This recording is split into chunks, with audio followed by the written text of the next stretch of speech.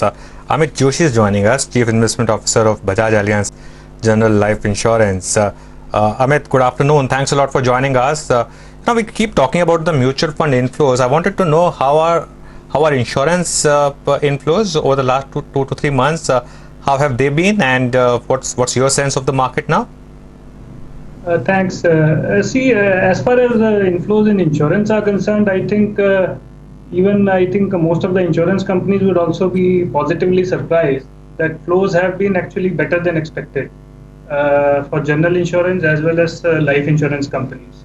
So we believe that that is going to continue, because I think now there is a sort of natural demand for insurance products, both on the general and life side. And we have seen over a period of time that awareness about the correct products has gone up. So that is actually helping us.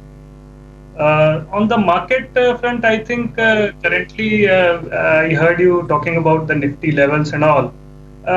We have seen that most of the losses due to COVID have been recovered, and that too at a record pace.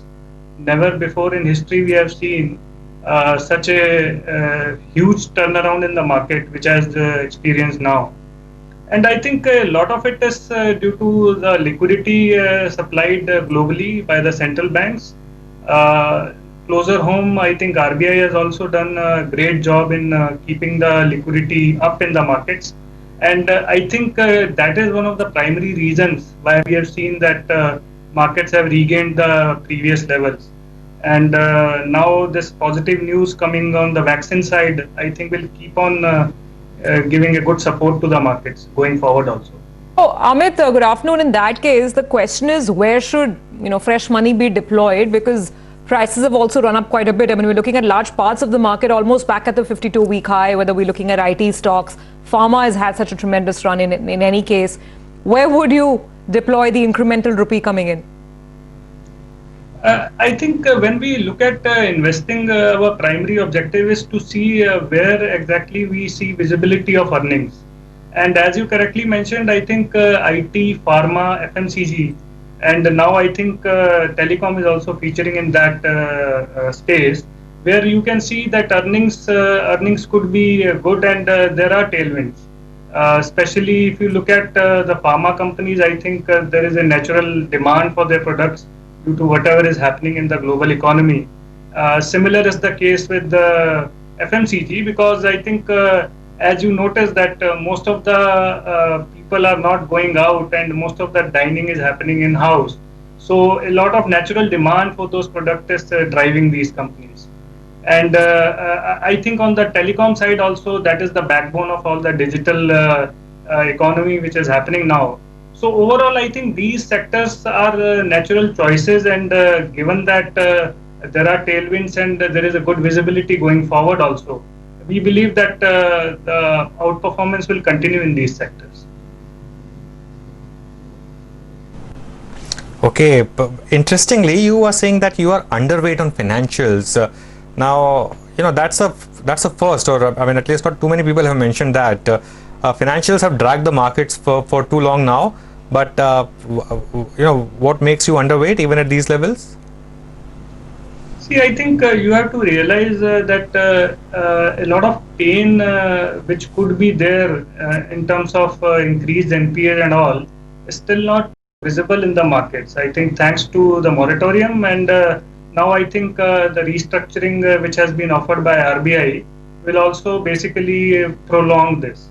So effectively, I think going forward, if you see, most of the financial services balance sheets may not reflect the true picture which is there on the NPA front, because I think a lot of restructuring will happen, even though the rules have been laid down and there have been cutoff which have been laid down. But we still believe that there could be some opaqueness in the balance sheets going forward. Plus, if you look on the growth side, the credit growth is not at all picking up. It will take some more time for it to come back to normal. So overall, I think if you construct a picture of the sector, I feel that the next few quarters are not going to look very good. So that is the primary reason that I say that as a sector, we are a bit underweight on financials. Okay, Amit, stay on. We have a couple of more questions for you, but we need to take a break. We'll do that. Once we come back, we'll continue this conversation. Also, our very favorite segment, T Street Chatter, is coming up on the other side of this break.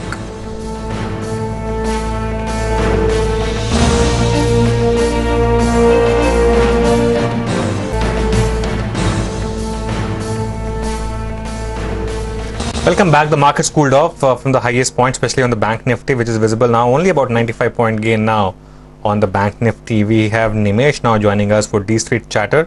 Nimesh, of course, we'll talk about the stocks as well, but that's a teaser. First, let's talk about the market itself. What have you picked up?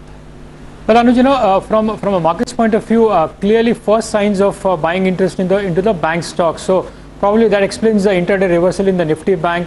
And now it's up maybe around 0.5%. But clearly there is this buying interest now bank in the selective bank stocks. So that's the first feedback. In terms of flows, it's still very positive from the long only funds, so that trend continues. However, from the domestic flows point of view, there seems to be a clear shift from large caps to mid caps and small caps.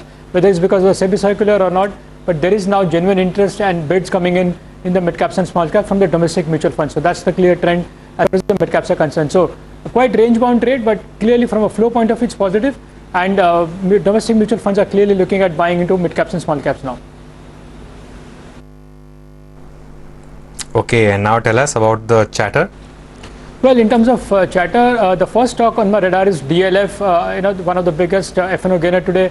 And I understand one of the large influential HNI investor is very actively buying into that particular stock. So that's the first stock to watch out for. Hindustan Lever is the second stock, very strong accumulation happening at the institutional desk.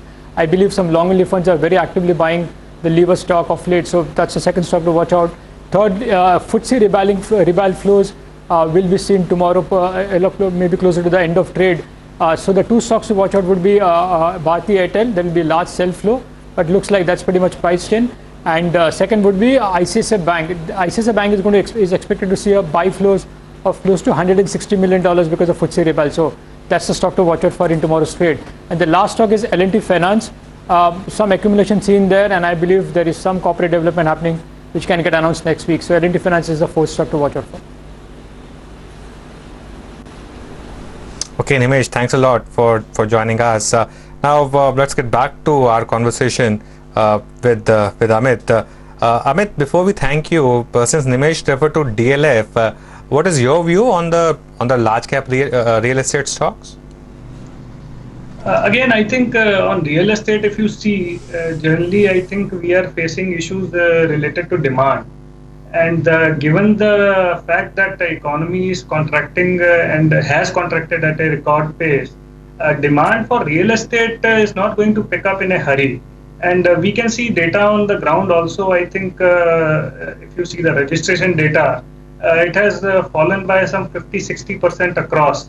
So it will be a big ask, because right now I think given the scenario, there is fear of job losses and all. Real estate and such a large capital allocation would be a last thing on people's mind, if you ask me. So given that and given that leverage on the balance sheets, I think it will be a difficult bet actually in the given scenario. Of course, you will find some packets of value within the sector. I am not writing out the entire sector, but overall, I think picture doesn't look very, very good. Okay, Amit, we leave it there today. Thanks a lot for joining us. We need to take a break, and we'll come back and count down to the market closing.